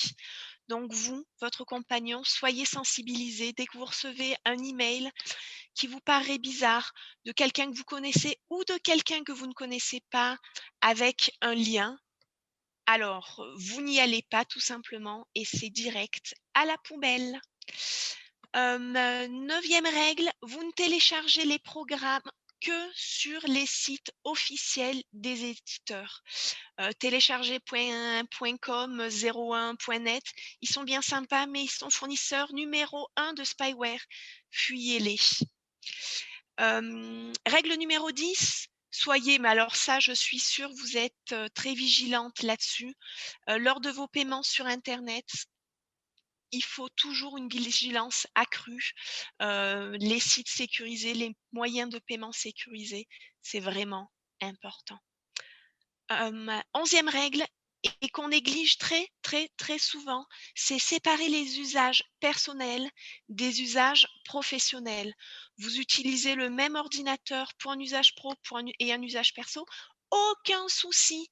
Par contre, sécurisez votre usage professionnel avec un mot de passe et avec 2 sessions. Et puis, la dernière règle, c'est prendre soin de ses informations personnelles, professionnelles et de son identité numérique. À l'heure où tout est réseaux sociaux, maîtrisez votre communication personnelle sur les réseaux sociaux. Partagez, mais une usurpation d'identité peut être très rapide. Donc, contrôlez vraiment les éléments que vous communiquez. Est-ce que ces 12 règles là-dessus, Cindy, vous avez des questions à me poser? Amen. Non, c'est assez clair. Il y a pas mal de règles que je connaissais déjà. Que vous connaissez On va dire, déjà? oui, Que vous je connais appliquez déjà? Oui. C'est ça. Exactement, exactement. C'est toujours pas mal de les rappeler quand même. Excusez-moi, je transhume juste. J'ai plus de batterie, je me rapproche d'une source de courant. Voilà, ce sont des règles qui sont importantes, mais qui font pas de mal à être rappelées. En lien, donc, vous avez les éléments officiels qui sont fournis par l'ANSSI. Pascal, je veux bien que tu passes à la diapo d'après, s'il te plaît.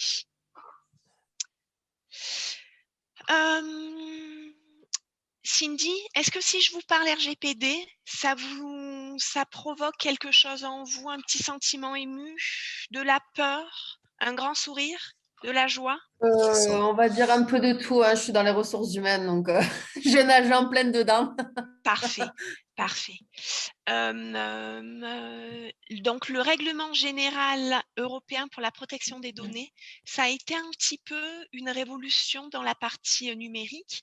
Maintenant, ça fait, on entre dans notre troisième année, donc c'est quelque chose qui est, alors je ne vais pas dire acquis, hein, très loin de ça, mais vous allez être quand même concernés, par le RGPD de par votre activité. Je ne sais pas si vous avez prévu de prendre des commandes en ligne, des choses comme ça, mais donc ça veut dire que vous allez très certainement collecter des données, de personnes physiques. Donc, dans cette collecte de données, vous avez un certain nombre d'obligations de sécurité et une gestion de ces données. Alors, comme vous étiez déjà dans les ressources humaines, vous avez déjà la notion d'importance de ces données. L'essentiel à comprendre, c'est que la sécurité que vous allez apporter à ces données doit être proportionnelle au risque. On est d'accord, le fichier de base de clients avec les préférences de pizza de vos clients demande certainement moins de sécurité qu'une base de données médicale. Donc, on va proportionner la sécurité là-dessus. Par contre, là où il faudrait être très vigilant, c'est tout ce qui est risque qui va concerner des accès non autorisés. Accès non autorisés, ça va être par exemple des piratages, de la modification non désirée, de la collecte de trop d'informations. Typiquement, vous, quand vous allez avoir des clients, vous allez peut-être avoir une base de clients, ne collectez que les données qui vont être utiles, essentielles à votre activité. Par exemple, un exemple de données à ne pas noter dans votre base, ça sera, je ne sais pas, le nom du chien. Attention, quand tu vas livrer la pizza, il y a un chien qui s'appelle Yoda. Voilà, tu es au courant. Donc ça, ce sont des éléments que vous n'avez pas la possibilité de rentrer dans votre logiciel de suivi. Ou le code porte d'un immeuble, par exemple. Le code porte, tout à fait. Ça, c'est un élément que votre client vous recommuniquera à chaque fois, mais que vous ne devez pas enregistrer informatiquement. Question, est-ce qu'elle Oui. a le droit d'enregistrer quelle est la pizza préférée, par exemple, d'un client? Ou est-ce que Alors, ça, c'est de la oui. donnée Non. Alors, ça, c'est ce qu'on va appeler des données qui sont essentielles à une Activité. à l'activité, merci, à l'activité commerciale. Donc, ce sont des éléments qu'elle peut totalement collecter et enregistrer. Dans son activité aussi, elle pourra juger important de récupérer la date d'anniversaire de ses clients pour leur envoyer, s'ils sont d'accord et s'ils vous ont donné l'autorisation, pour leur envoyer un petit SMS pour lui dire ce mois-ci, c'est votre anniversaire, vous avez 5 € de remise sur votre pizza préférée. Une donnée qui peut être particulière, c'est la taille du client. Donc, pour une activité de prêt-à-porter, c'est une donnée indispensable à l'activité. Tout à fait. Pour une activité alimentaire, vous n'allez pas adapter le menu de la pizza, la recette de la pizza par rapport à la taille du client. Donc ça par dépend. contre, voilà. Alors, mais par contre, vas-y. tout à fait. Et en plus, dans ces cas-là, en fonction de l'activité, c'est une donnée discriminante. Alors, par exemple, est-ce que tu peux mettre ce client allergique au capre?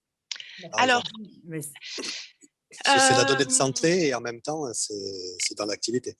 Alors, c'est la notion de est-ce que ça génère la perte de cheveux ou pas, en fait? Sur cette question-là, ma réponse sera un tout petit peu nuancée. C'est que oui, Cette donnée peut être effectivement enregistrée. Par contre, ça veut dire que le niveau de sécurité à l'accès à ces données-là devrait être plus sécurisé. Voilà, puisqu'on est sur une donnée de santé. Si on va parler allergique au gluten, effectivement, on est sur une donnée de santé. Donc oui, de par votre activité, vous pouvez collecter cette information-là. Par contre, cette information doit être accessible de façon restreinte, c'est-à-dire elles peuvent être accessibles, par exemple, au pizzaiolo et à celui qui va préparer la recette, mais pas au livreur. Donc, il va y avoir une question de droit d'accès aux données. En France, l'autorité de contrôle du RGPD, c'est la CNIL. Et c'est donc la CNIL qui veille au respect des traitements mis en œuvre par les professionnels. Il faut savoir que la CNIL a annoncé l'orientation de ses contrôles, de ses actions de contrôle pour 2021. Et les 3 thématiques prioritaires cette année, ça sera la cybersécurité des sites web, ça va être la sécurité des données de santé et ça va être l'usage des cookies. Donc, on va être vraiment sur des contrôles majoritairement digitales, sur des solutions digitales.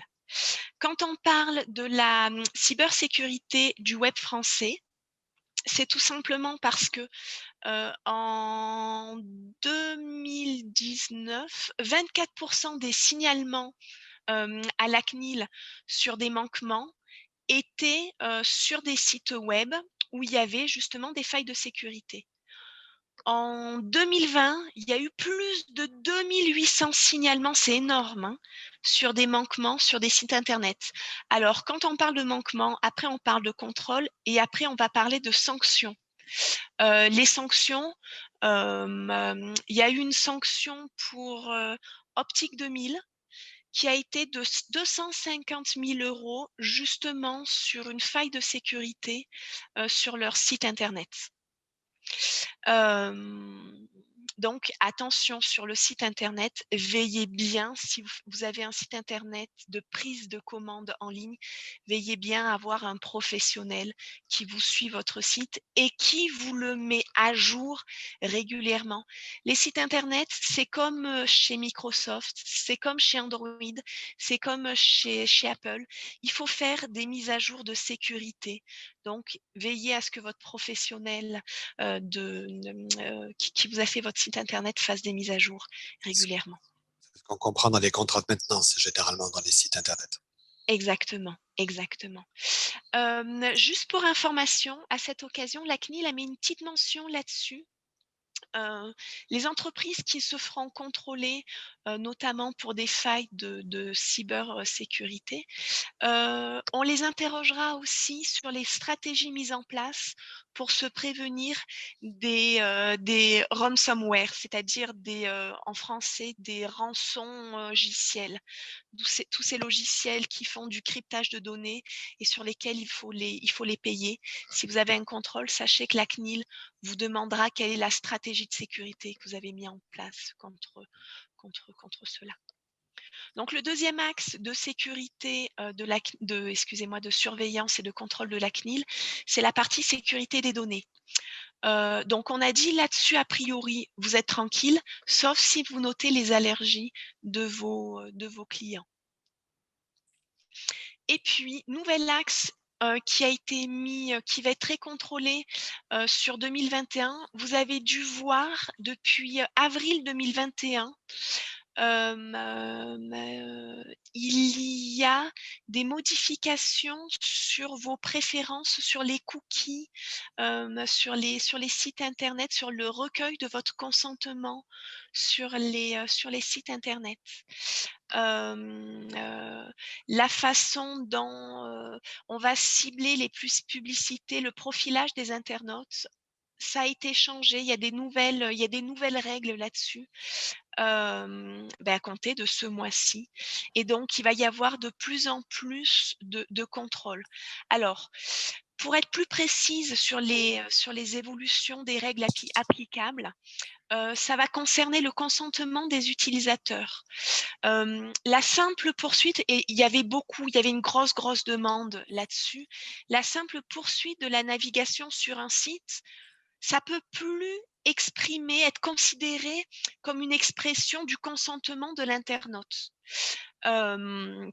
Les personnes doivent consentir au dépôt de traceurs par un acte clair, positif. Le fait de cliquer sur un j'accepte dans une bannière de cookies, ça c'est un acte clair et positif. Si l'internaute ne fait pas cette démarche, aucun traceur non essentiel au fonctionnement du service ne pourra être déposé sur leur appareil, donc sur leur smartphone, sur leur tablette, sur leur ordinateur. Et les utilisateurs, les internautes devront être en mesure de retirer facilement et à tout moment leur consentement. C'est très, très important. Il y a une vraie révolution, mais qui était vraiment demandée. Et on doit pouvoir refuser les traceurs de manière facile.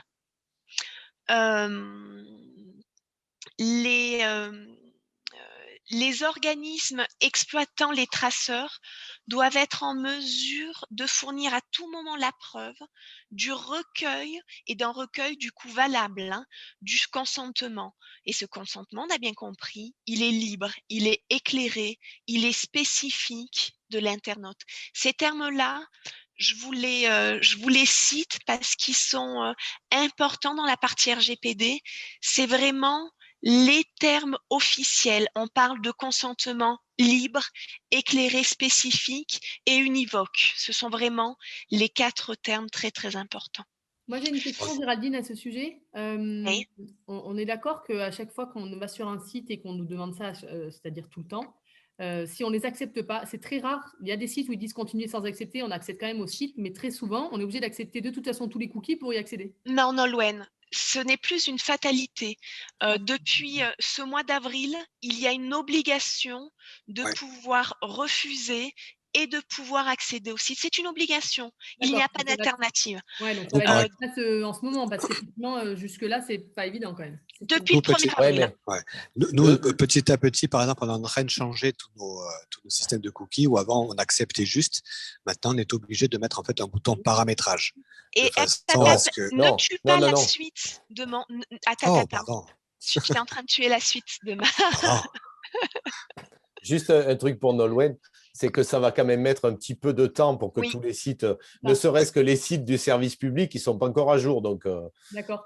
Alors, et à quoi ça sert il vaut mieux qu'on refuse ou qu'on accepte alors? Parce que moi, je ne vois pas bien le problème. Il vaut mieux lire ce que tu refuses et ce que tu acceptes. Mais tu te rends compte? Moi, je ne le fais pas. Alors, le principe, du coup, si vous ne voulez pas lire, c'est refuser. Là, on est en train de parler de personnalisation par rapport à votre expérience et par rapport à ce qu'ils vont récupérer de votre expérience sur le site internet, sur votre habitude de surf. Pascal, est-ce que je te laisse répondre? Non, bah, tu peux. Après, c'est. Non, je te laisse quand même continuer. Pour moi, mais non, en fait, c'est une réponse personnelle. C'est tu ne lis pas, tu n'acceptes pas. Tu ne peux pas accepter quelque chose dont tu n'as pas lu les termes. Donc, si tu n'as pas lu les termes, je ne vois pas comment tu peux être d'accord et accepter. Et si tu refuses, tu ne peux pas en fait refuser l'accès au site. Et si tu refuses, exactement, on ne peut pas te refuser l'accès au site. Par contre, ton expérience sur ce site-là ne sera pas personnalisée par rapport à un certain nombre d'éléments. C'est très bien. Du coup, effectivement, si maintenant on peut accéder au site en refusant, le principe c'est de refuser et de pouvoir accéder au site tranquillement. Bien entendu. C'est ce qui aurait dû être fait dès le départ parce que du coup, ça a été abusé. C'est-à-dire qu'en gros, ils te mettaient soit tu acceptes tout, soit tu as une liste de trucs comme ça à cocher. Et en général, il ne faut pas se leurrer, derrière, ça va être Google Analytics, ça va être des outils de Google ou des partages de Facebook. Donc, après, si tu as besoin pour valider un formulaire, ben voilà, tu vas te dire, je le réactive, quoi. Tout à fait, tout à fait. Alors, les recommandations de la CNIL sont très, très claires là-dessus. C'est-à-dire que l'interface du recueil du consentement ne doit plus contenir simplement un bouton « Tout accepter », mais maintenant, il doit contenir un bouton « Tout refuser ». Voilà, on est maintenant sur l'équivalence « Tout accepter », « Tout refuser ». Ok. Alors ça, c'est de manière moins impérative, mais la CNIL suggère que les sites internet qui conservent pendant une certaine durée le consentement au traceur conservent également ce refus des internautes pendant la même période, pendant la même durée, pour ne pas réinterroger l'internaute à chaque visite. Donc, c'est pas parce que tu dis tout refuser que tu vas être pénalisé et que tu dois recliquer sur tout refuser à chaque fois. Ok, merci. Petite étoile entre que les traceurs doivent recueillir tous les consentements, c'est pas valable pour tous les traceurs. Il y a une petite nuance. Certains traceurs sont exemptés du recueil de consentement, comme par exemple les traceurs qui sont destinés à l'authentification auprès d'un service, ou ceux qui sont destinés à conserver en mémoire un panier d'achat sur un site marchand. Certains traceurs, alors là, j'ai pas l'info très précis, mais c'est certains traceurs qui visent à générer les statistiques de fréquentation, les Exactement. heures de fréquentation. Il y a aussi, donc, c'est la CNIL qui a accepté, là, en fait, au 1er avril, par exemple, qui autorise l'usage de Google Analytics sans consentement préalable. Ok. Donc, ça veut dire qu'en fait, un site Internet qui ne recueille aucune donnée, qui n'a aucun formulaire, qui n'a rien du tout, qui a juste effectivement un cookie de Google Analytics, n'est pas obligé de mettre ce bandeau-là. Parfait. C'est récent, on date du 1er avril. Hein. Tout à fait. Alors, ça date du 1er avril. La mise en application est au 1er avril. Ceci dit, depuis, c'était dans les tuyaux et ça avait été annoncé depuis octobre 2020. Donc, ça fait 6-8 mois que c'était annoncé. Mais bon, il ne faut pas se leurrer. De toute façon, chaque site Internet a un minimum une page contact avec un formulaire quasiment, de toute façon. Tout à fait. Et ben voilà, Nolwenn, Cindy, on a parlé, Nolwenn et Cindy d'ailleurs, on a parlé RGPD, on a parlé sécurité des données. Et ben, posez-moi toutes les questions que vous voulez, je suis là. Sur la partie sécurité, hein. Après pour la partie digitale, ça serait plutôt on est tous là. Je vous ai saoulé? Moi, c'est bon, moi, j'avais cette question-là, mais j'ai pas d'autres questions. Moi, pour ma part, c'est clair aussi. Hein. J'ai eu pas mal, enfin, merci à tous pour vos interventions. J'ai eu pas mal d'outils, de conseils, surtout qui vont me permettre aussi de pas négliger certains points, parce que c'est vrai que, notamment la RGPD, bon, dans mon cas, c'est vrai que j'aurais pas forcément de fichier client, pourquoi pas plus tard. Mais c'est vrai qu'il y a pas forcément, enfin, on pense pas forcément à tous les aspects. Donc, c'est vrai, le fait d'avoir des conseils, des interventions de professionnels, ça nous permet de nous recadrer vraiment pour bien démarrer son entreprise. Donc, merci à tous. Sur le côté, un conseil côté marketing et côté identité graphique, c'est plus ma partie. Côté marketing, faites de suite d'entrée votre fichier client. Il faut travailler le fichier client pour pouvoir effectivement développer son entreprise et la travailler. Ça, c'est quelque chose pour moi qui est primordial. C'est beaucoup plus facile de travailler quelqu'un qui a déjà acheté chez vous, qui vous connaît, plutôt que d'acquérir de la clientèle. Donc, si vous voulez derrière augmenter plus facilement un chiffre d'affaires, il faut travailler du fichier client. Ça, c'est clair. Donc, ça veut dire que chaque fois que quelqu'un achète une pizza, faites-lui remplir c'est lui qui remplit justement un petit formulaire avec minimum son nom, prénom et son mail simplement pour pouvoir plus tard le travailler pour lui envoyer des newsletters avec les nouveautés, les choses comme ça. Donc ça, c'est côté marketing, il faut. Peu le font, mais effectivement, à mettre en place, c'est pas très compliqué et à le travailler, c'est très important. Côté charte graphique, vous serez dans un secteur bien sûr très concurrentiel. avec des pizzerias qui sont déjà sur place depuis effectivement très longtemps. Donc, réfléchissez bien à l'identité graphique. Quand je vous ai dit tout à l'heure, effectivement, on n'est pas obligé de représenter, par exemple, une pizza dans le nom, ou même que le nom de votre entreprise ne porte pas le mot pizza ou autre. C'est pas du tout un souci. Le fait de travailler, ça peut être justement même un plus de pouvoir se distinguer, d'être original, d'être facilement repérable, on va dire, parmi les autres, parmi ses autres concurrents.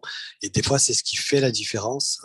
Un logo ou un nom qui est facilement mémorisable parce qu'il est totalement peut-être décalé de votre activité peut des fois effectivement fonctionner beaucoup plus. Hein, c'est pas pour rien que notre piment il est bleu, par exemple. Euh, c'est ce qui permet effectivement toujours de se distinguer et c'est ce qui est très important, surtout je pense dans votre secteur d'activité. D'accord, merci. Moi, si je peux reprendre la parole, effectivement, sur le plan marketing, Cindy, c'est vraiment une priorité, quoi, ce fichier client, parce que les habitués n'auront peut-être pas forcément le réflexe d'aller consulter votre présence sur le web. Et si vous êtes, si vous devez fermer exceptionnellement, ben, je vous jure que même le meilleur des habitués, arriver devant votre camion vide alors qu'il aurait pu avoir l'information en amont, ça va un petit peu l'irriter, quoi. Donc, c'est dur, c'est un exemple, ce qu'il y a de plus basique, mais c'est pas mal. Et ça va vous aider à travailler tout de suite sur un socle de fidélisation. Voilà. Donc, c'est sur un autre débat, hein, mais c'est vraiment, aujourd'hui, le fichier client, c'est l'outil incontournable, à mon sens, quoi. Il ne faut pas avoir… Vas-y, Pardon, vas-y. vas-y Arnaud. J'ai juste un truc concernant les newsletters, par exemple. Un exemple très concret, très, très simple. Beaucoup de clients me disent « Oh, mais non, je ne vais pas communiquer par newsletter, je n'ai pas envie d'embêter les gens, ou alors je vais en faire une tous les 2 mois. » Ce qu'il faut savoir, c'est qu'à chaque fois qu'on envoie une newsletter, il y a très, très peu de désabonnements. J'ai plusieurs clients qui ont facilement doublé, voire triplé leur chiffre d'affaires en multipliant le nombre de newsletters, qui au départ en faisaient qu'une tous les 2 mois. Ils en sont maintenant à 2 par semaine, suivant l'activité. Et on voit qu'on a toujours très, très peu de désabonnements. Et par contre, c'est un outil de suite qui permet de rappeler à la personne qu'on existe, qu'on a une nouveauté, qu'on a une information à donner. Ça, on reste dans la mémoire des gens. Et ça, c'est pour ça que c'est très, très important. Et pour ça que le fichier client, derrière, fonctionne très bien pour ça. Et puis, simplement, ça vous permet de personnaliser votre communication aussi en fonction de la clientèle. On ne sait pas sur quel type de communication, sur quel type de message à ce jour, voilà, mais on voit bien que ça peut être divers et varié. Et le fait d'annoncer ou de communiquer de manière différente en fonction de la fidélité, en fonction de l'ancienneté, en fonction de la gourmandise de vos clients, eh ben, ça valorise le client et c'est de la fidélisation. Voilà. Je voulais dire un petit truc. Tu as parlé des horaires d'ouverture. Quelque chose qu'on n'a pas dit, c'est un des trucs, je trouve, les plus importants au début en termes de visibilité, c'est de bien renseigner sa fiche Google My Business, le petit encart en haut à droite qui apparaît avec votre photo, votre position, etc. Et surtout de mettre à jour les horaires d'ouverture, quoi. Parce que quand c'est fermé, surtout la pizza, et que c'est ouvert là, ça énerve, quoi. Oui. Alors moi, juste, alors à ce sujet-là, justement, tu fais bien d'en parler, c'est la notion de la localisation des entreprises. Il y a des fois, il y a ces deltas assez particuliers et les entreprises rencontrent quand même pas mal de difficultés pour réobtenir une localisation exacte par rapport à leur situation, quoi. Donc, il faut s'armer un petit peu de patience. Et comme disait Léo, c'est un des endroits où il y aura tous ces avis clients et auxquels il faudra à tout prix répondre. Là. Sur cette fiche-là, c'est vraiment une des premières visibilités, quoi. Même donner directement en fait, à ses clients les liens presque de sa fiche pour qu'ils puissent demander-leur de poser des commentaires. Vraiment, il en faut des commentaires. Les gens se font souvent leur avis uniquement par les commentaires quand ils ne connaissent pas une entreprise ou autre. Donc ça, c'est très, très important. Est-ce que vous avez quelque chose à rajouter, quelqu'un d'entre vous? Alors moi, Et Cindy, je ça, voulais… À la vôtre. Du café, hein. Qu'est-ce que tu disais, Arnaud? on en aurait des tas de trucs, mais on n'a pas le temps de tout dire. Alors, merci beaucoup à tous les quatre pour tout ce temps et toute la qualité de vos informations. Cindy, si moi j'ai une information à vous donner, c'est que dans le cadre de quel que soit votre projet au niveau du développement numérique, digital, on l'appelle comme vous voulez, il y a des tas de choses qu'on sait faire soi-même. Il y a des tas de choses sur lesquelles on se dit ouïe, ouïe, ouïe, ça va me coûter un bras. Donc, j'ai mon cousin qui va me le développer parce que justement, il sort d'une formation essentiellement de développeur, donc qui va m'aider dans le domaine. Et puis, il s'avère que le cousin, il va le faire au début parce que ça ne va pas lui prendre beaucoup de temps. Et puis que le cousin, il a sa vie à côté qui va être de moins en moins disponible, que votre site sera de moins en moins à jour, de moins en moins protégé et que ping, ça va être une véritable galère pour vous. Donc tout ça, et puis à un moment donné, il faut simplement bien poser les choses et bien mais ça Léo l'a dit tout à l'heure, bien savoir où se trouve votre plus-value. Si votre plus-value, elle est dans la production et la commercialisation de pizza, elle n'est pas dans la communication, qu'elle soit print ou numérique, quoi.